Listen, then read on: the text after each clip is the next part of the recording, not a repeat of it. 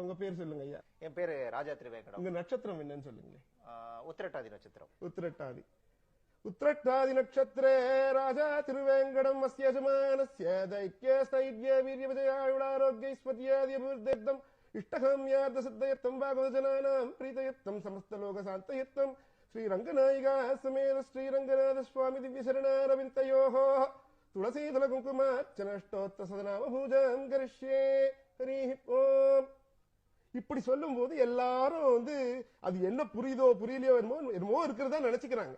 ஆனால் தமிழ் அர்ச்சனையை ஆண்டாளே செய்து வைக்கிறாள். இப்ப ராஜா திருவேங்கடத்துக்கு ஆண்டாள் செய்து வச்ச அர்ச்சனையை பார்ப்போமே. உத்திரட்டாதி திருவெண்மீனில் அவதரித்த ராஜா திருவேங்கடம் என்னும் இன்னாரின் நலம் வேண்டி துணிவும் நல்லுறுதியும் வேண்டி உயிர்ப்பும் வெற்றியும் வேண்டி உடல் நலமும் நீண்டாயுளும் வேண்டி நீங்காத செல்வம் நிறைய வேண்டி எண்ணிய அங்கெய்த வேண்டி அடியார்கள் மனம் குளிர வேண்டி உலகம் அமைதியில் மகிழ வேண்டி அரங்கநாச்சியாருடனுரை பெரிய பெருமாள் திருவடிகளில் சரணம் புகுந்தே துளசி மலர் குங்குமார்ச்சனை 108 போற்றிகள் அடியோங்கள் செய்கின்றோமே என்று தமிழ் அர்ச்சனையை செய்து வைக்கிறாள்.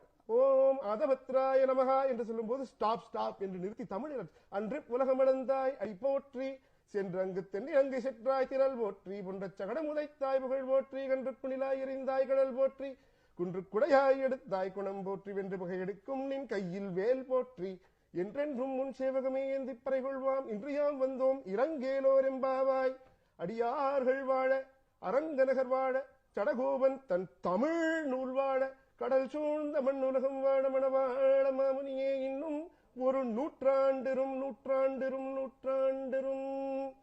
என்று 100 ஆயுசு என்று சொல்கிறார்கள்.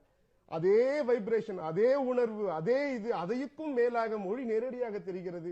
இறைவனோடு சேர்ந்து அந்த உணர்வை பெறும்போது ஆலயங்களிலே இப்படி தமிழில் சொல்வதனால் மக்கள் நேரடியாக லயித்து ரசிக்கும் போது அதனுடைய மதிப்பும் உணர்வும் கூடுவதால் தமிழ் அர்ச்சனை சமஸ்கிருத அர்ச்சனையை விடவும் சாலவும் சிறந்தது.